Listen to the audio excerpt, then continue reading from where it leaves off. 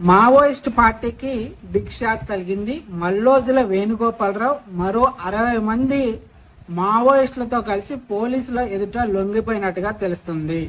ఇది మావోయిస్ట్ పార్టీకి పెద్ద షాక్. అయితే ఈ పరిణామాన్ని స్వాగతించవచ్చు. ఎందుకంటే మావోయిస్టులు కోరుకుంటున్న చైతన్యం ప్రజల్లో సహజంగా పెరుగుతుంది. గతం కంటే ఇప్పుడు పెరిగింది కూడా. ప్రజలు తమ సమస్యలపై పాలకులను ప్రశ్నిస్తున్నారు, నిలదీస్తున్నారు, అవసరమైతే పోరాటాలు కూడా చేస్తున్నారు.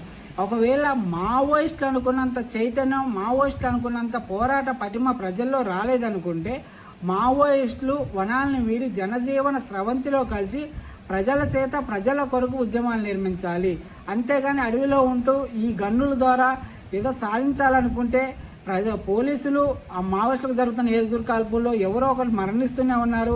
ఇది సరైన విధానం కాదు. మావోయిస్టులు ఇప్పటికైనా పునరాలోచన చేసి జనజీవన స్రవంతిలో కలిసి మీరు అనుకుంటున్న పోరాటాన్ని, జనాల చైతన్యాన్ని ప్రజా ఉద్యమాల ద్వారా నిర్మించాలని కోరుతున్నాం.